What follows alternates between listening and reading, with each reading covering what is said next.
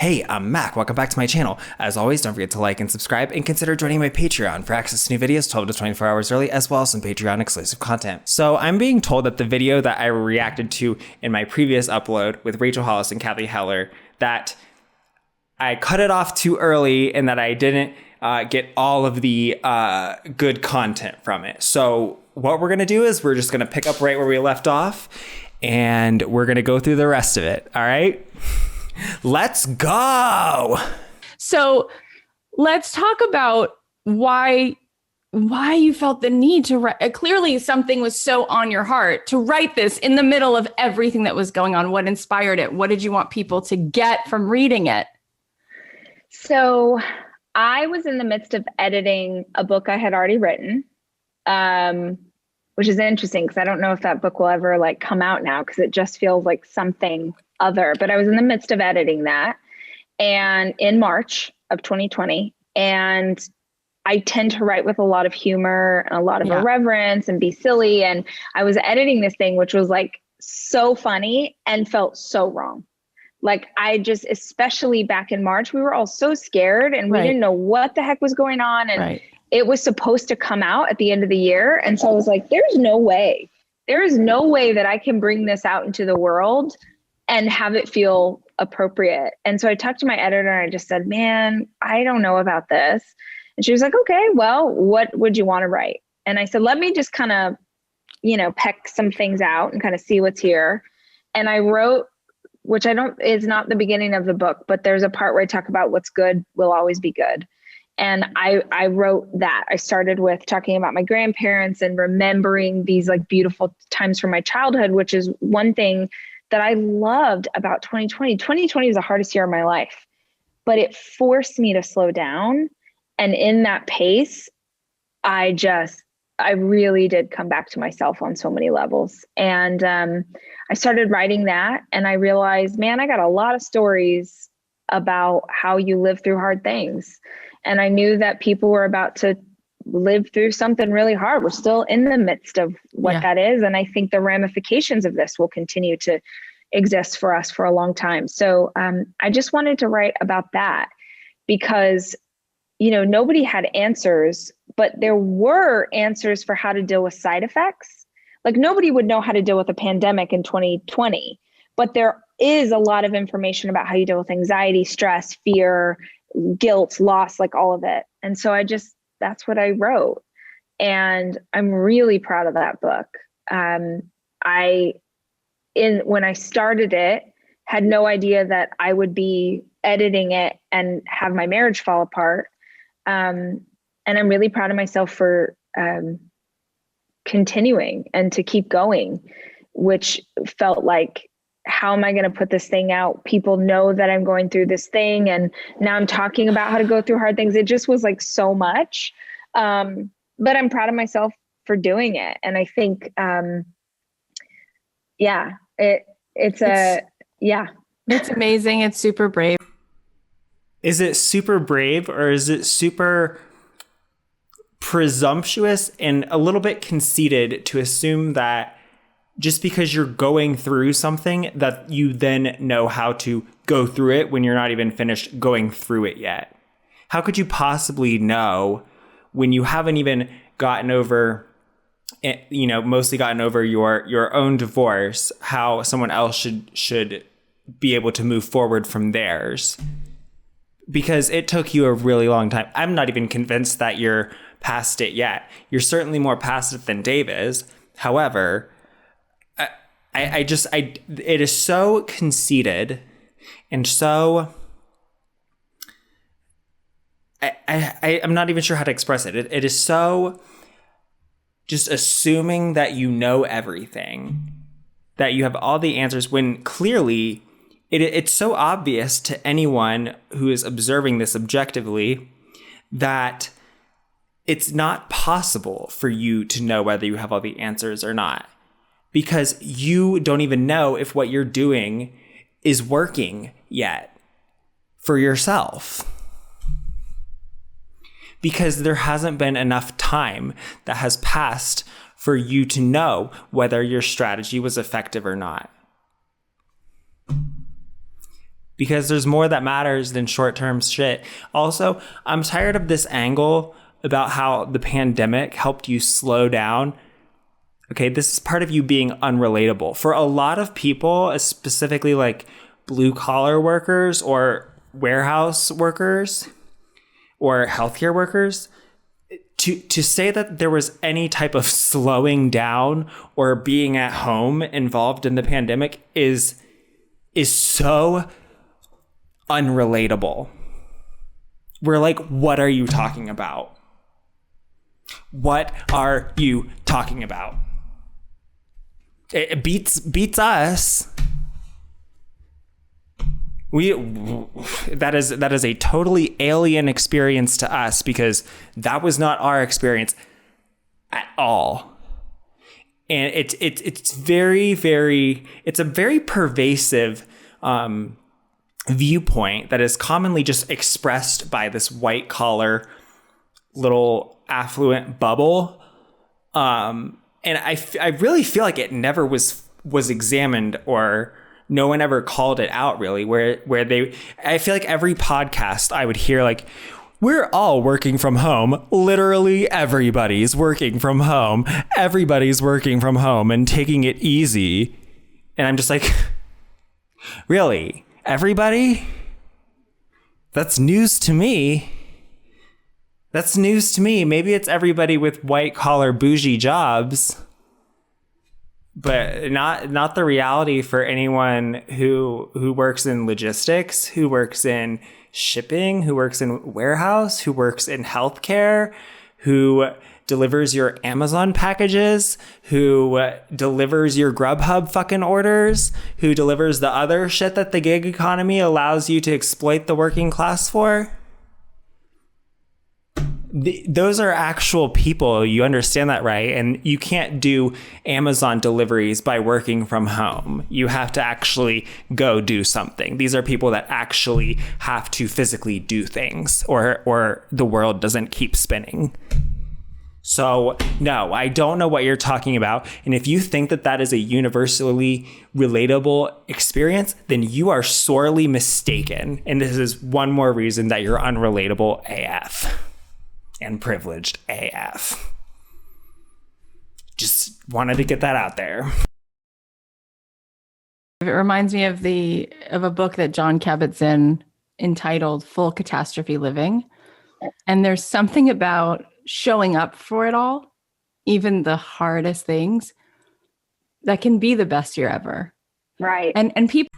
Toxic positivity, ridiculous. That is not a harmless suggestion to suggest that it is perhaps someone's fault that they were unable to have 2020 be the best year ever. Okay, sometimes, and especially in that time, shit doesn't go well, shit goes very poorly, and it's not your fault that it's not the best year ever. Okay? Sometimes it's okay to just be like, that year sucked. People going into 2020, we obviously didn't know what was about to happen. And people were like, 2020 vision, it's going to be amazing. And right, same. And then you're like, oh, worst year ever. And it's like, no, maybe best year possible ever, because we slowed down enough, like you said. Yeah, I don't know who the hell we is. But I sped up for 2020 because I had to. Well, and because I wanted to. Because my YouTube channel, that's when it took off in 2020. 2020 was a good year for me. But you know what? See, I have the perspective to acknowledge that for many people, it was not. I would say that for most people, it was not. And I don't have the self-centeredness or narcissism to broadcast that it was a great year for me. Because I realize that's just not a great thing to be sharing when so many people had such a terrible year. It's all right to just keep that to yourself, and kind of try to be supportive and empathetic toward those who are, through their own deficiencies of mindset are having the worst year ever, because just like dumb things, like a bunch of people around them died or whatever. Like, you're going to let that keep you from having the best year ever? You got to change that mindset, I guess. Really? And it just made me cry when you said that, the way you said that, which is the good will always be good.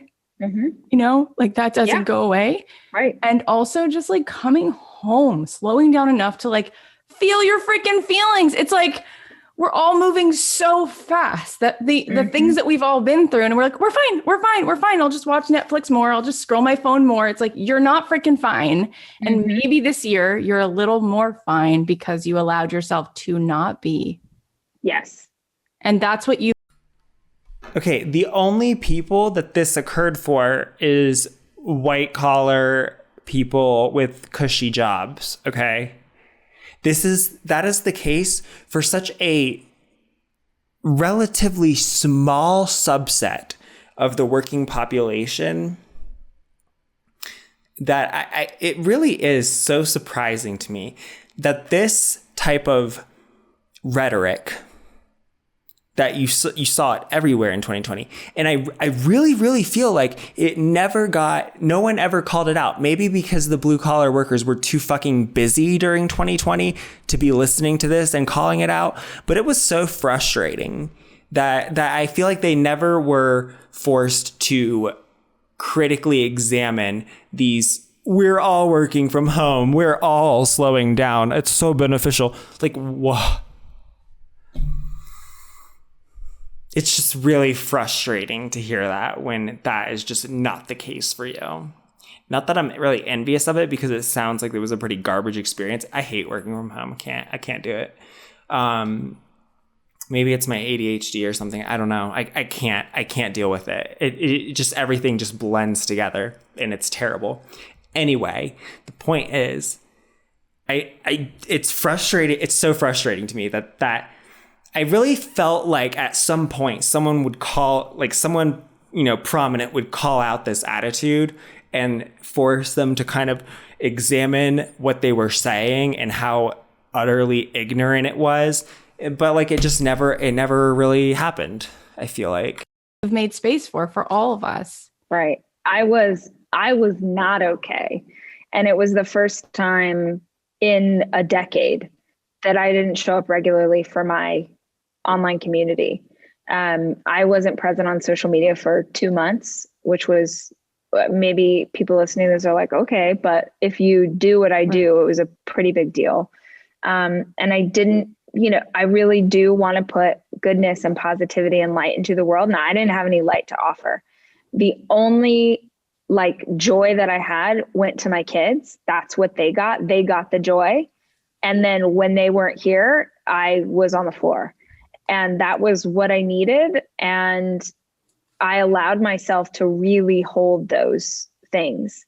And I came into this year, I was just telling my best girlfriends this the other day. I was like, I've been trying to identify this feeling because I am so energized and hopeful. And I'm still, here working on things are still hard. Like, it's not like we waved a magic wand and it suddenly got. Oh, good Lord. Come on. Oh, is it really hard for you working from home? Is that really difficult? How about you try going into work because you have to during the pandemics? Let us know how that goes. I guess you'll just never know because you don't have to leave your house, and, you can just order things on the internet that'll be brought to you, because delivery drivers aren't real human beings, I guess, apparently, because we're all working from home. It's so profoundly stupid and ignorant and self-centered, this attitude. And I'm just so glad that we don't have to watch it anymore. We don't have to hear these people always going, "Oh, we're all working from home" anymore. It's so annoying. Also, isn't this pre-Delta variant? So, shit's about to get a lot spicier, Rachel. So just you wait. Just you wait. God damn it.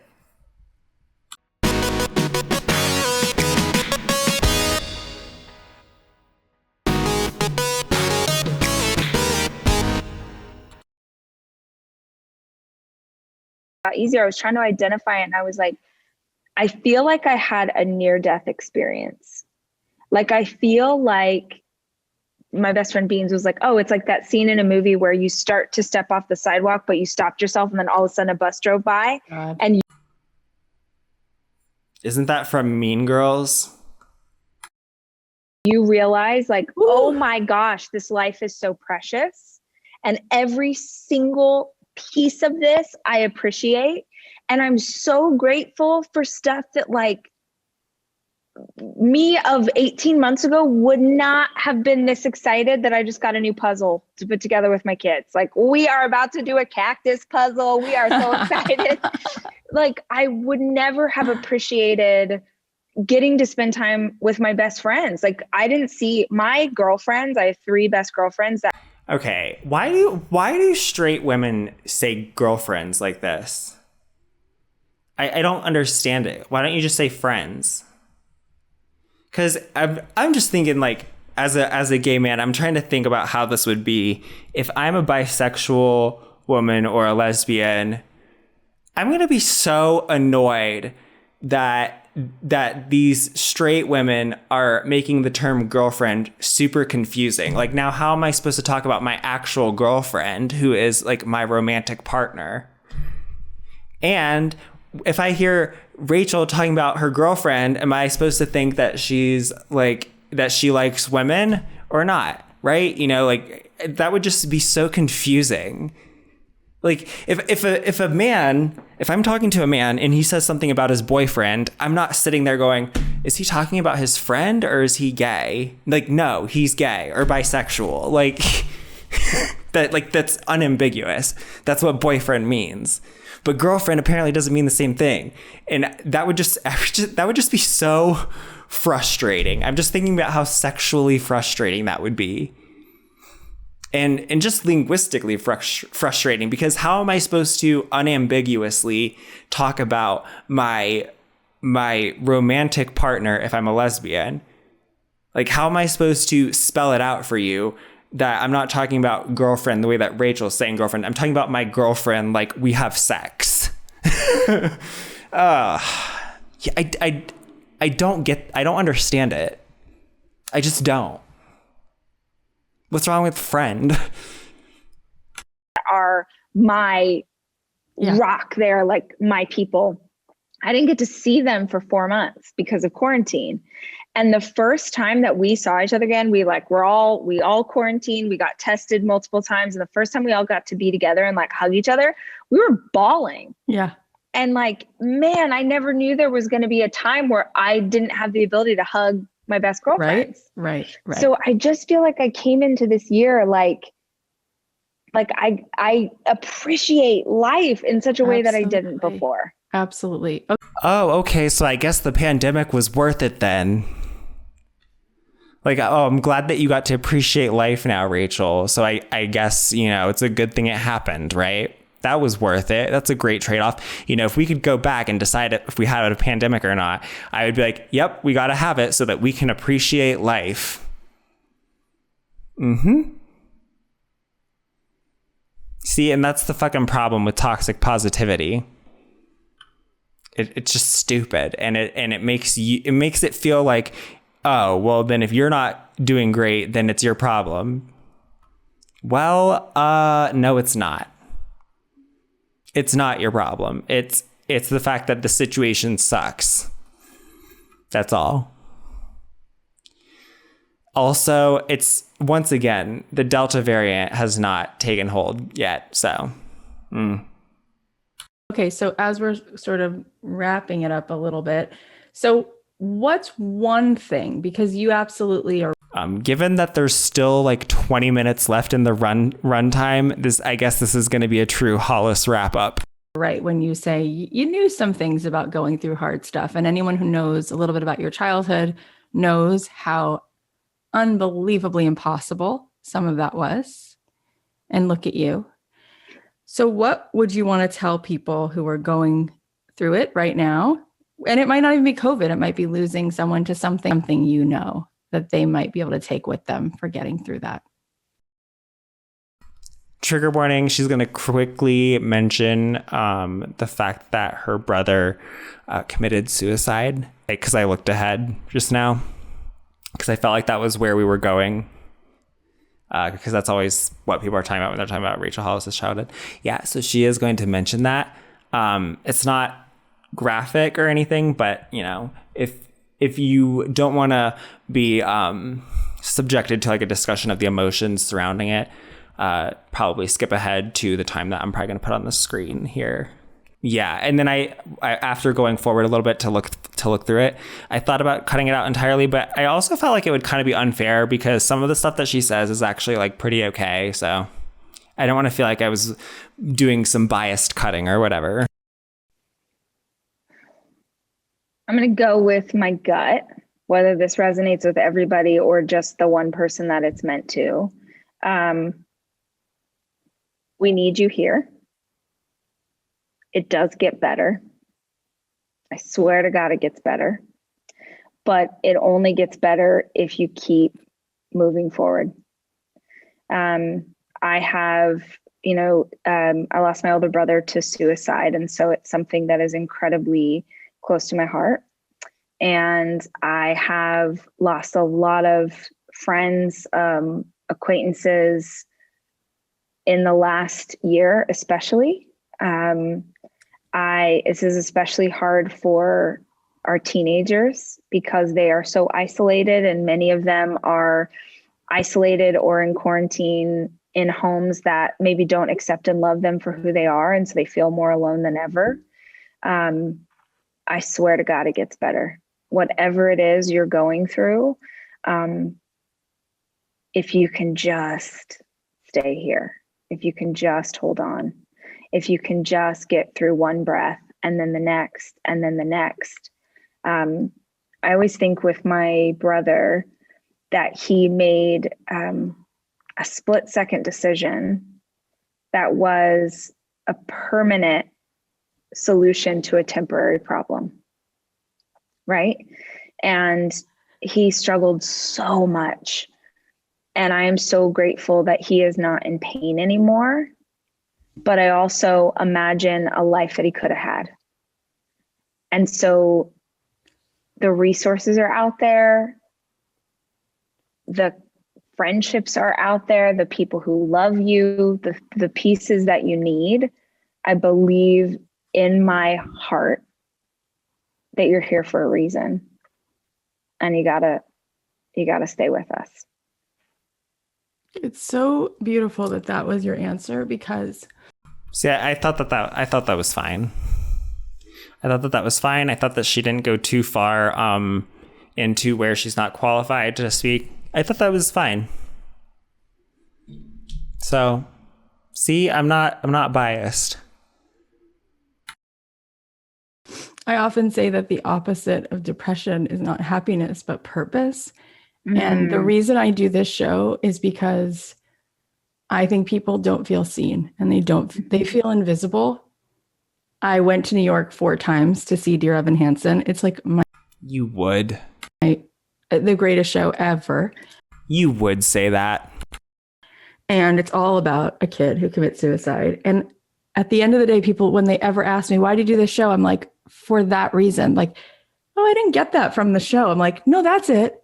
Because there's a quote, all men lead lives of quiet desperation. And what you just said is, we need you here. That was your go-to response. That is so powerful. That's all that needs to be said.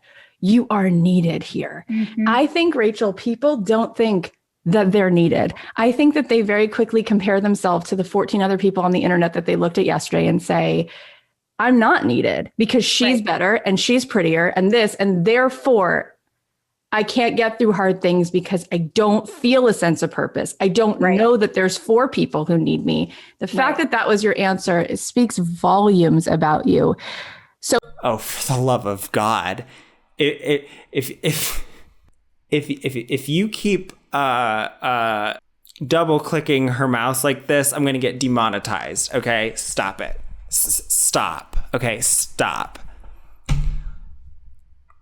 I don't like what Cathy said there, because while those things can be true about depression, I feel like she attributed those things as being the cause, whereas I feel like those are more of the symptoms of depression.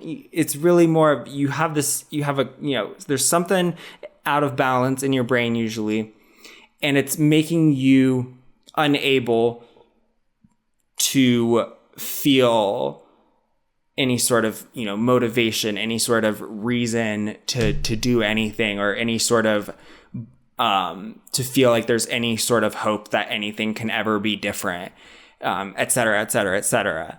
It's not like social media caused depression. Usually it's more of, it might feed into it, or it might be something that depression can sort of weaponize. But I just feel like it was kind of stating symptoms as if they were causes, and that's not really the cause of depression. That's more of how it appears. That's how it manifests, for lack of a better term. God, they really have ruined that term. So as we're sort of ending, one of the other things that you do in the ending of this book is you talk about reimagining the future, right? So like, walking from that, is it possible? Can we find a way to give what gifts we have? Are we needed? And can we find a way to actively be needed? How do we do that? Absolutely. This is like everything that I do. It's like, it's exactly what you said. Is I feel like we have this potential, we have these gifts, we have these things inside ourselves, but we compare how we can do that thing with somebody else, right? Well, I can't do it this way or whatever. I have the sweetest woman who cleans my house once a week. Shout out to Sherry. Thank you. So she's in our bubble. I did it first. Oh, does she clean the toilets? Oh, no, wait. That lady comes twice a week, right?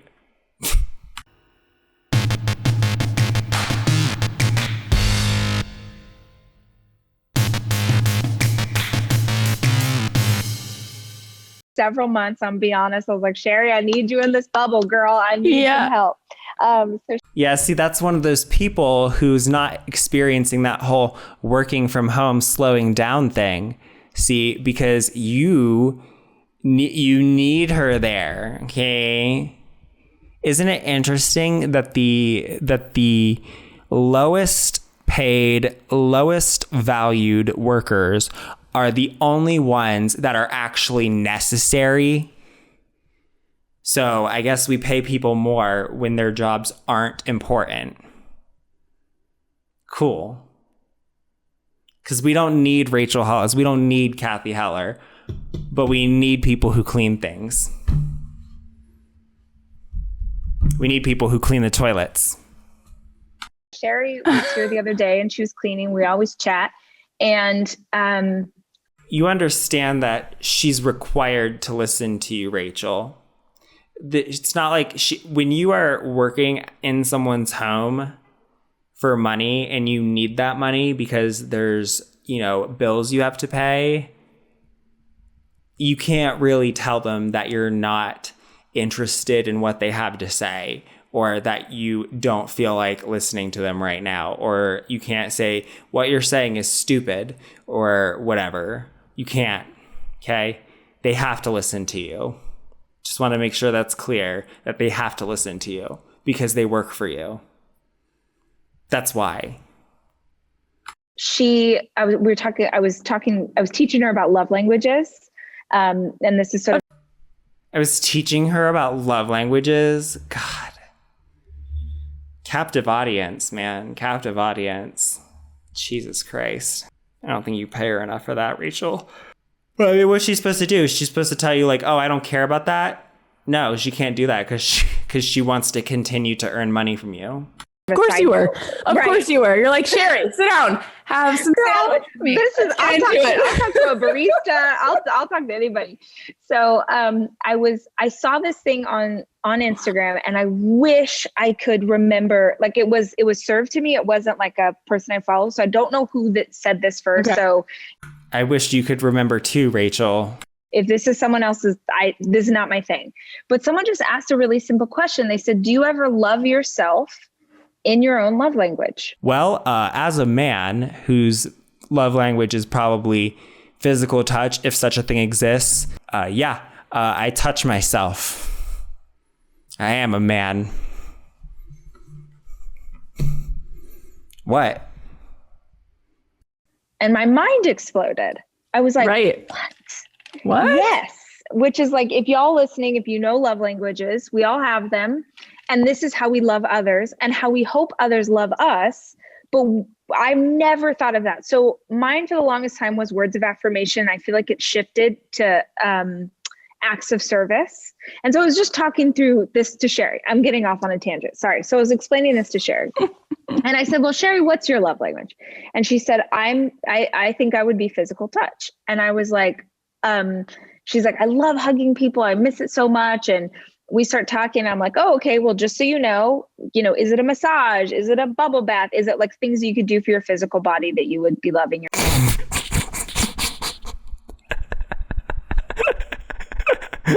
How is the obvious joke here not occurring to her? Because this...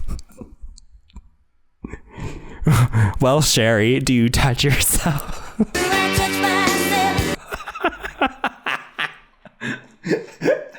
I honestly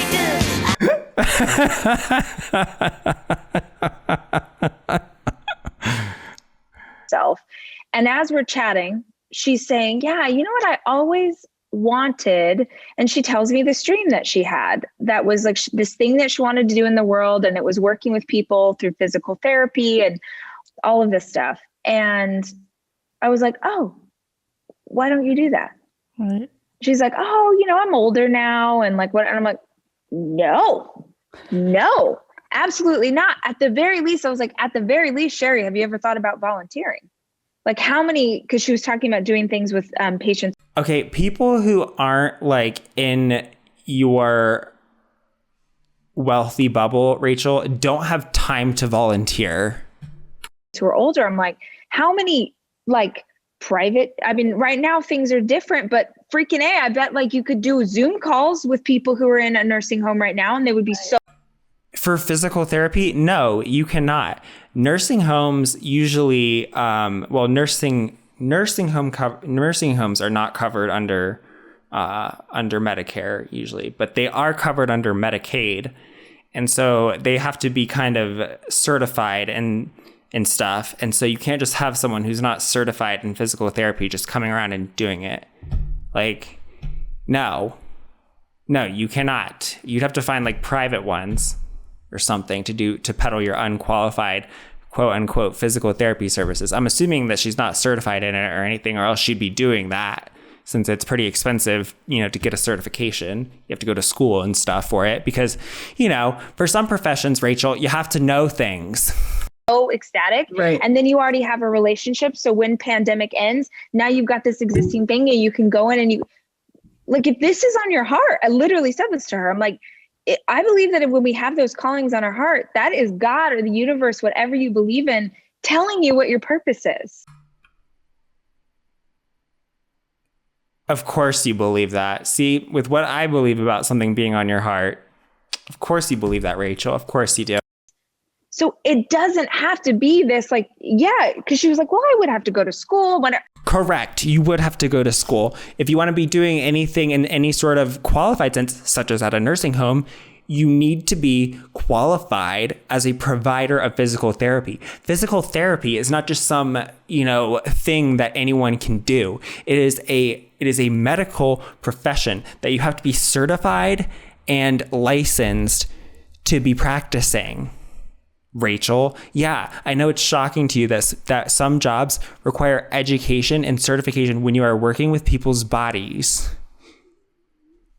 because you could either have a very ineffective practice, or you could be teaching them a harmful practice, and you could be keeping them from going to a qualified practitioner. And for many qualified practitioners, it would probably be, if they have insurance, it might be covered. And so they wouldn't have to pay a quack. God, of course this is her attitude toward it. Just fuck certifications, fuck education. You don't have to know anything. Just do whatever you want, right?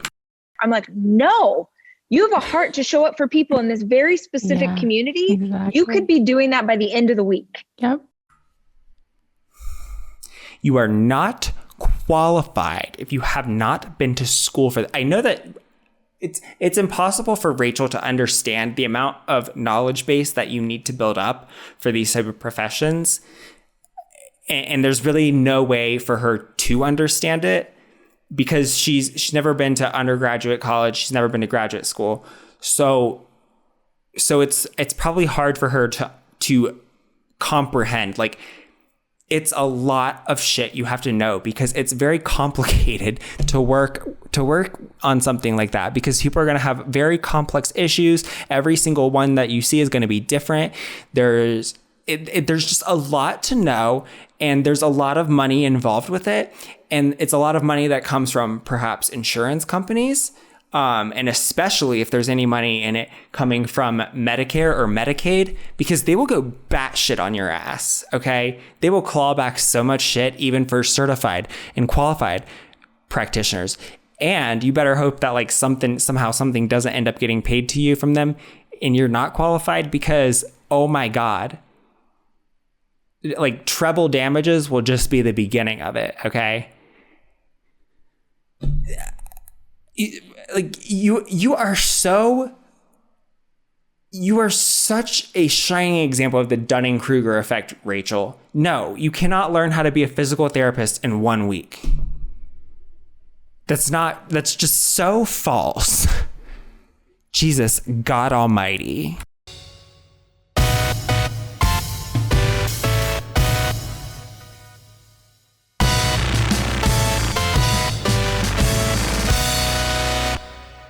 Like pandemic or not.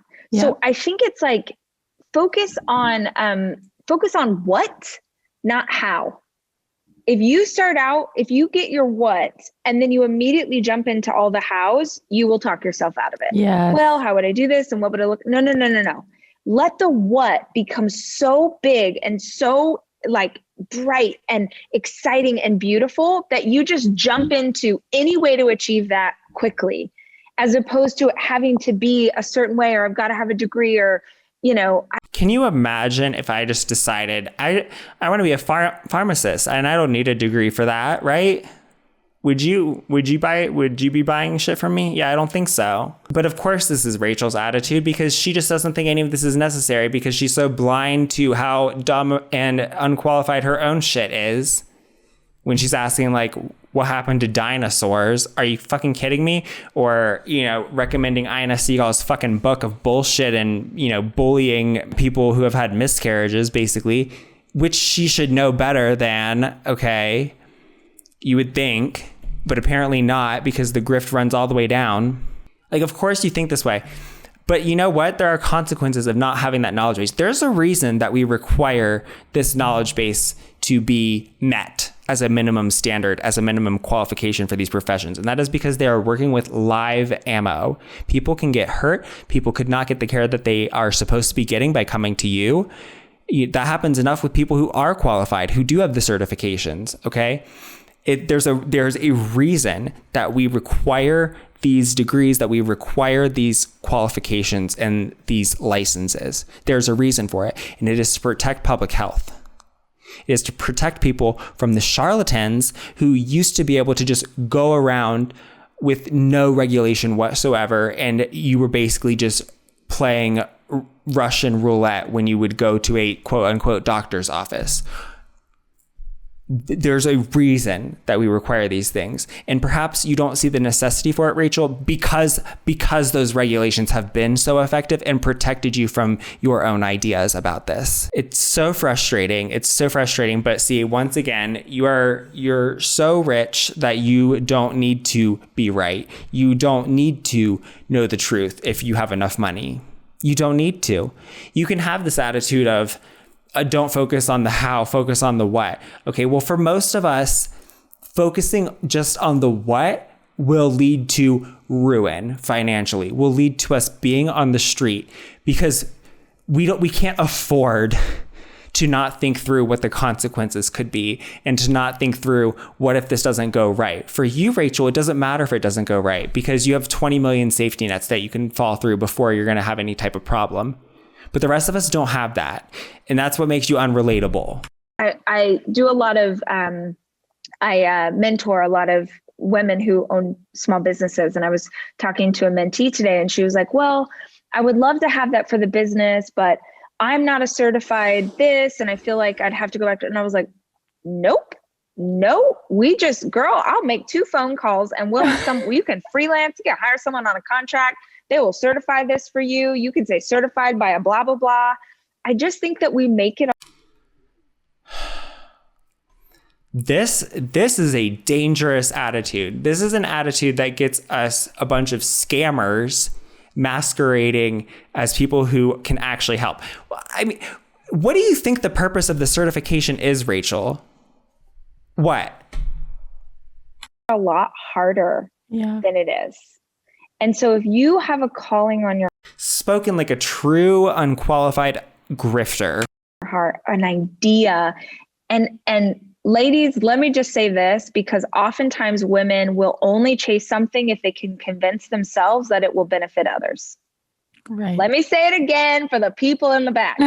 Women will only chase something if they can convince themselves that it will benefit others. I cannot tell you how many times I sit down with these small business owners who are building like incredible things, and they'll be like, yeah, you know what? I want to be able to do this so I could just give back to my community. I want to be able to do, and that may be true, but it's also okay if you want to do something because it lights your heart on fire. Exactly. It's okay if you want to do something because you think it's pretty or fun or interesting or because it's insanely profitable for you. It doesn't always have to be for the greater good of everyone around you. Oh my God. Yeah, it's certainly true. The RISE conference. God, I know. Okay, last thing I promise is that, just to follow up with what you just said, I think what people could use from you, because it always comes back to imposter syndrome in my audience. And what really is behind that is I will not allow myself to make anything that's not perfect. So I can't start. Like, people need from you, Rachel, if you believe this, which I imagine you do, people need permission to be messy, to make something mediocre, right, to start, to iterate. I feel like those are 2 different things. One of those is sort of perfectionism, and the other one is imposter syndrome. Imposter syndrome, you can't have imposter syndrome before you've started something. You have to start it, and then you feel like you're an imposter. How do they do that? Otherwise, they don't ever even begin. Right. See, let me give you the succinct, non-personal development, non-life coach answer to this. You just start and continue.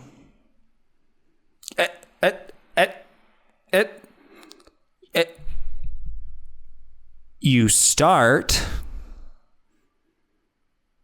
and you continue, and you prepare yourself for feedback that is going to hurt, and you're going to prepare yourself to incorporate that feedback even if it hurts, and to not react poorly to it.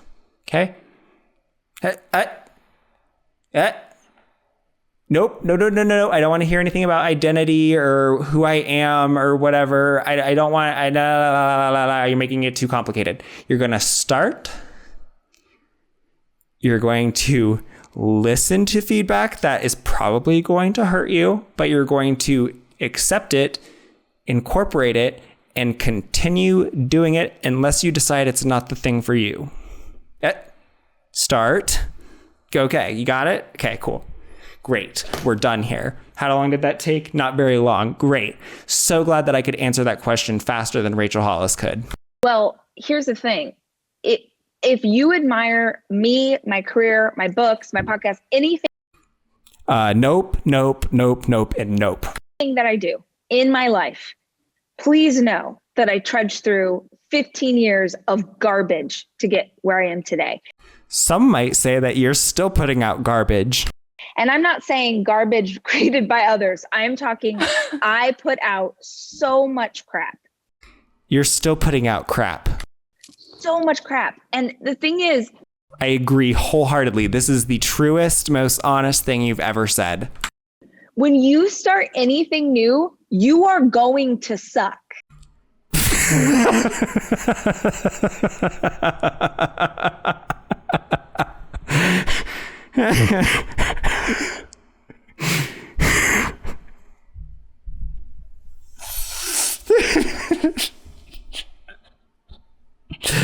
You know what? She's right, actually. That's true in my experience. When I moved from Ohio to Los Angeles to USC for school, and I came out along the way, yeah, I sucked a lot.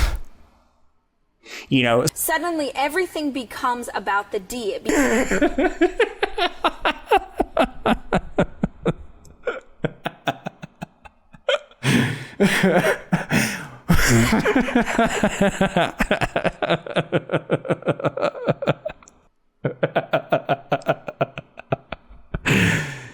You start something new and you're gonna suck. Suddenly everything becomes about the D. That is accurate. It's very accurate. That is without question, you are going to suck. I agree. 100%.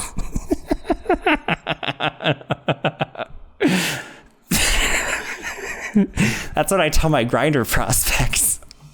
So it really comes down not to, do you want it enough? It's, are you willing to suck for as long as it takes you to become better?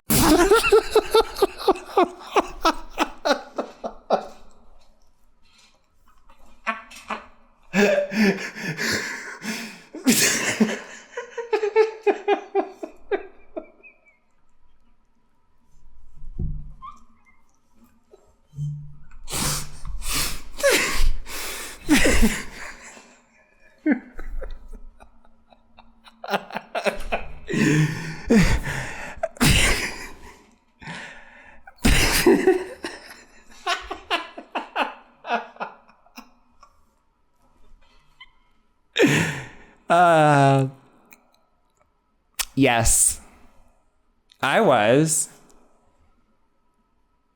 It's a learning experience.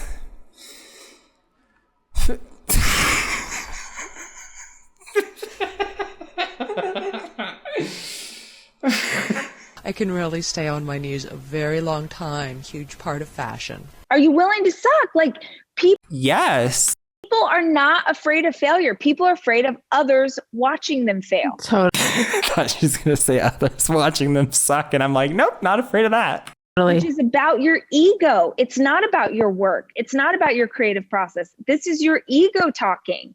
And this goes back to that idea that most of us are raised from the time we're little girls to be perfect. Is your hair okay? Is your body thin enough? Did you dress right? So that it shows up in our creative process or the businesses that we want to make. Allow yourself to be crap. Like when Girl Wash Your Face got so huge, everyone was like, oh my gosh, your first book. This is, girl, that was my 6th book. Nobody cared about the books that came before that. Like, you're going to have to suck. And look. Well, listen, if you're trying to get a book published, I think that you shouldn't suck to get it published. Okay. Just don't. You're better than that. You're better than that unless you want to. Oh boy, I think we just found a bunch of memes here. Imposter syndrome, I feel like everybody doesn't know what they're doing until you get to a place where you're like, holy crap, I totally know what I'm doing. But it took 15 years. 15 years of sucking and failing.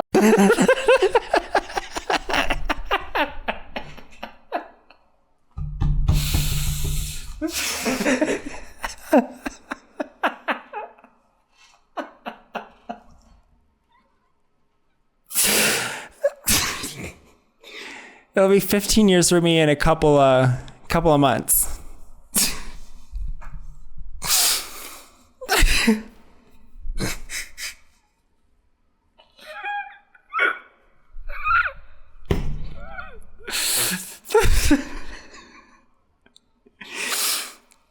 Stop saying that, Rachel.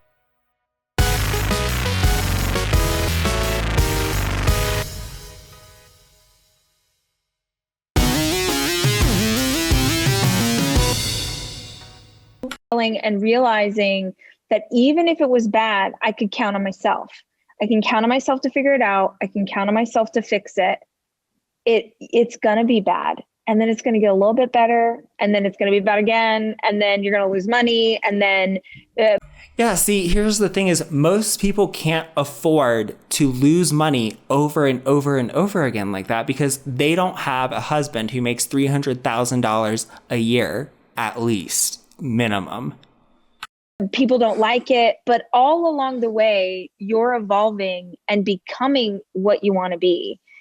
Okay, so for most people, if they kept losing money over and over and over again on project after project after project, that would only be true if what they wanted to become was someone homeless on the street.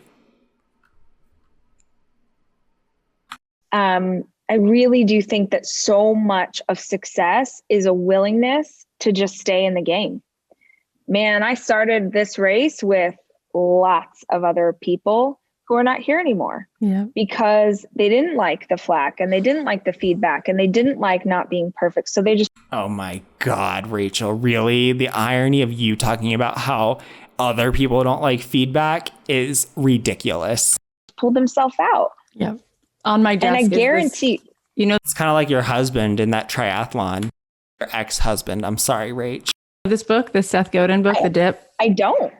It's like a 75-page book. It's like a pamphlet. It's not. It's amazing. It's all about how like you will hit the dip and most people hit it and they're out. Right. And he's like, is that when you put your hand upon my hip and then when you dip, I dip, we dip? Like, no. The whole journey is about the dip. It's not even. I agree that when I heard that song, I was like, it is all about the dip. It's like who you get to become by going through the dip. Right. I know. When I dip, you dip, we dip. So I want to just ask you, where can people find you? And in that, I feel like you should at least get to mention this absolutely adorable piece of content, which is your new show that comes out Monday mornings. What made you want to do this? So that's an old school thing. So back in the day, I used to do the show. And honestly, even in the opening, we have like footage of the old stuff because I want people to see where it started. Please go watch. It's called Rach Talk. It's on my YouTube channel. Go watch it if for no other reason than you can see me back in 2016, 2017 with like orange hair, no eyebrows, crazy makeup. You looked like you were actually happy. You were so cute. I was trying stuff and figuring it out and like working through. And so it was this really popular thing that I used to do with my community back in my blogging days. And just for fun, I thought, let's bring it back. Let's just have something that is to entertain people. If you want life advice, read the books, listen to the podcast. This is truly just me trying to make you giggle. And yeah, it comes out Monday mornings on YouTube. Was that the goal of Rach Talk? Because I did not get that at all. And then I'm Ms. Rachel Hollis on all the social platforms. So pretty soon, there won't be an ability to comment. Just FYI. Oh, well, let's all go find a place where we can't comment. Get in there now. You have anything to say, speak now or forever hold your peace. Exactly. Yeah. The show is absolutely adorable. And I love the pre-roll because I feel like you went from like Ellie Kemper to Beyonce. You were like, ooh,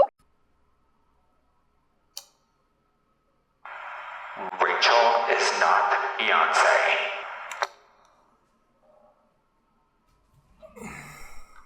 Hi, everyone. And now you're like, There queen. were some sure Ellie Kemper vibes. I never thought that, but you're absolutely right. That was cute with that was the energy sweater. for sure. Right. Is there a gas leak in here?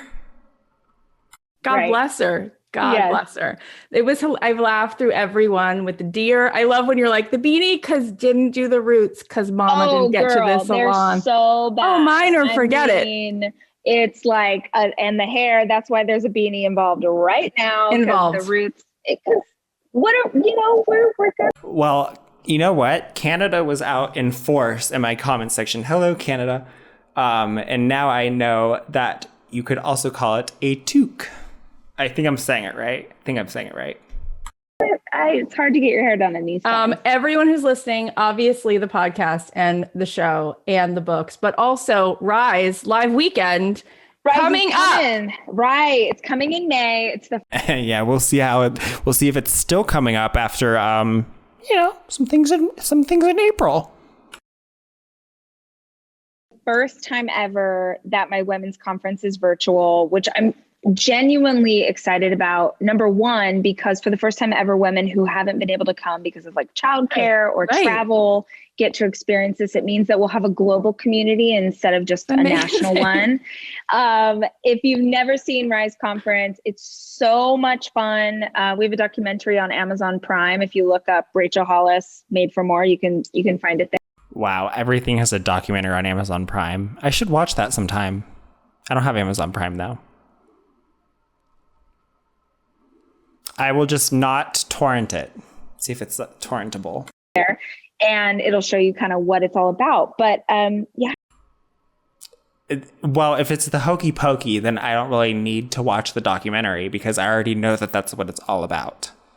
I'm really excited. The first time it's virtual, and we're going to do some fun stuff with video, and it's going to be a whole thing. So that's coming up in May. You're a whole thing. And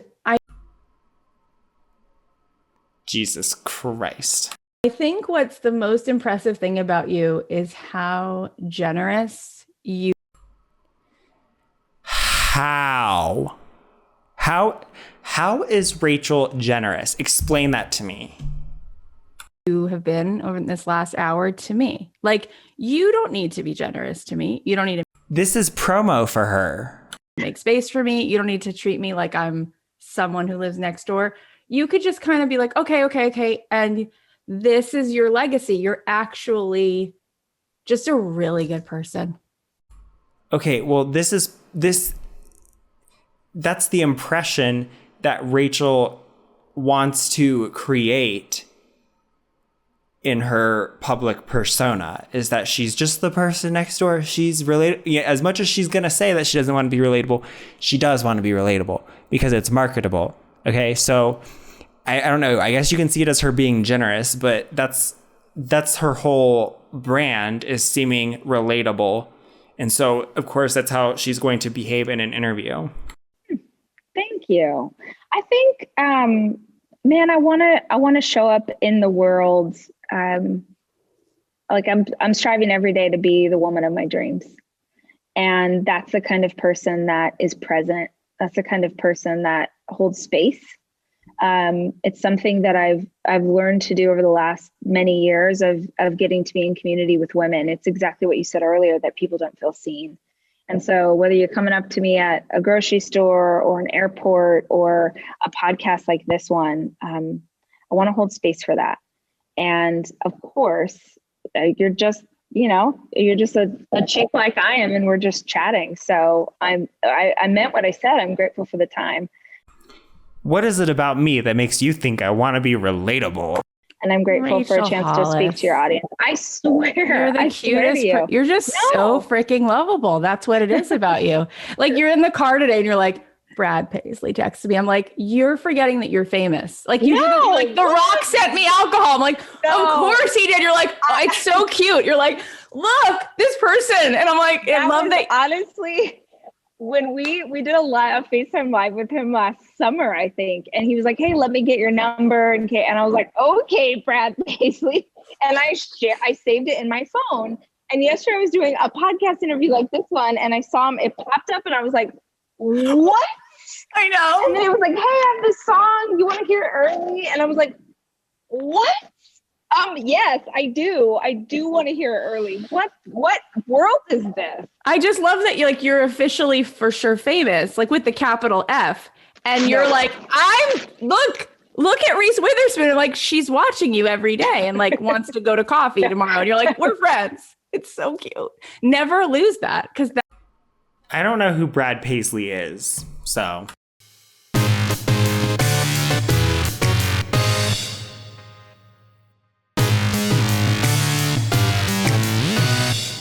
No, it's been a really long time.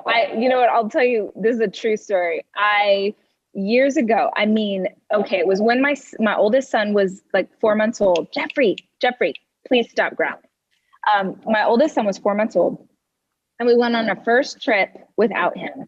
And it was a business trip. My husband at the time was an executive at Disney, and this was back when corporations could still have big, lavish executive whatevers. And so it was in Hawaii, and Dave had gone out there early, and then I flew out to meet him, and then flying back together, we got to fly first class, and he always flew first class. It was my first time ever. And we were riding in a limo from the hotel to the airport to fly home. And all of the executives were like, yeah, it's first class, but it's like the first class where it's like business seats really, and it's not really that nice. And they were like, and they were going off. And I said something because I am this person. And I was like, I hope to God that I never get used to first class. Like, I hope that I never say like, oh, but it's not the nicer version of this. Okay, to be fair to them, kind of, I feel like I've said that before about like domestic first class, because it kind of is, like, if you've ever flown like internationally first class, which I've never flown first class, but I've flown international business class before, and I didn't pay for it. Long story.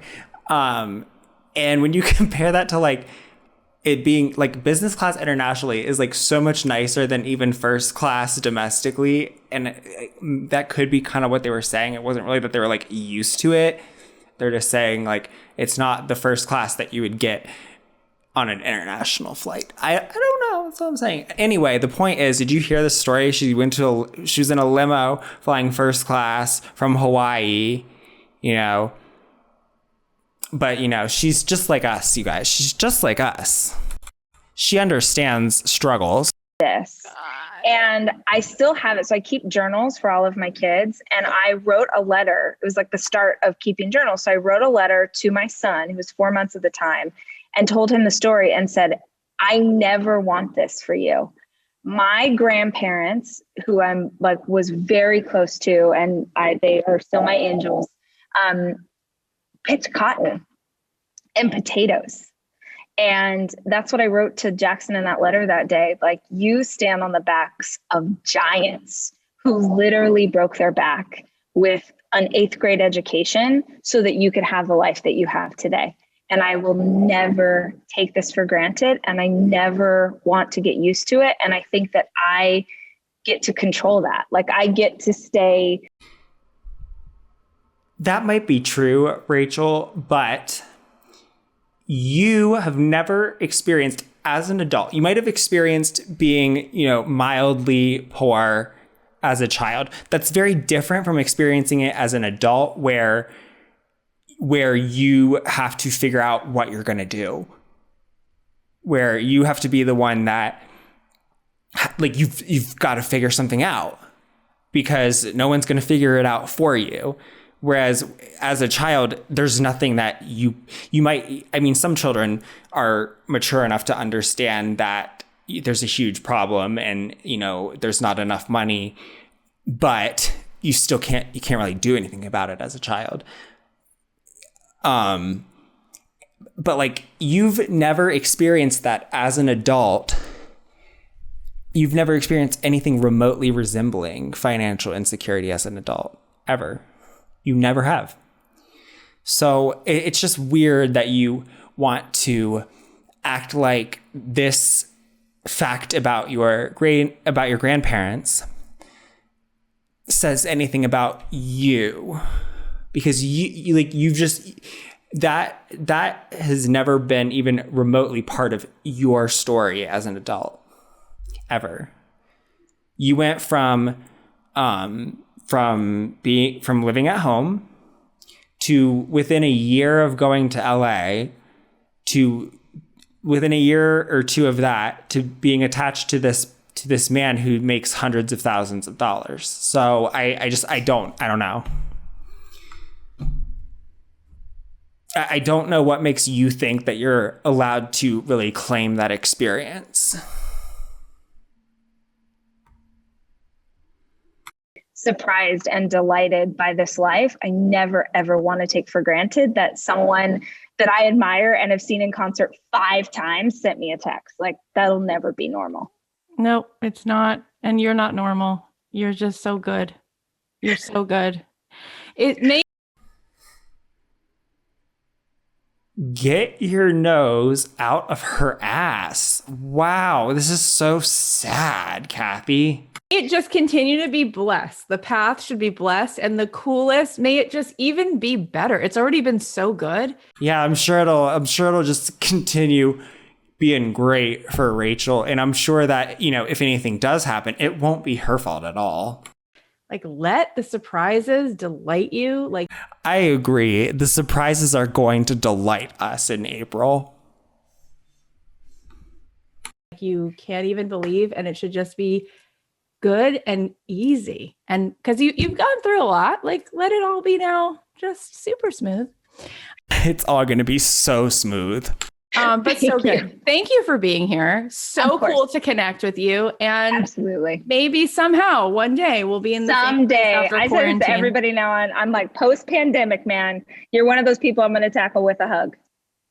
The Delta variant says, girl, you're going to be waiting a little longer. Thank Cathy, thank you for making this. Thank you for making this where she could say all of those things. Thanks, Rach. Thank you. Have a good day. Okay, bye, honey. Thanks, Emma. Thanks, Cathy. Okay, that was so worth it. Even for just the sucking part, that was great. I had a lot of fun with that. Wow. Also, the fact that she's talking about how she basically forces her housekeeper to listen to her freaking lectures, and how she's like, you don't need qualifications. You don't. Of course, that's her attitude. Of course, she thinks you don't need qualifications. It's a good thing that she's not in charge of that. Thank God. Thank God we actually have regulatory agencies about that oversee it. Otherwise, we would be fucked. I've been Mack. Peace out. Bye.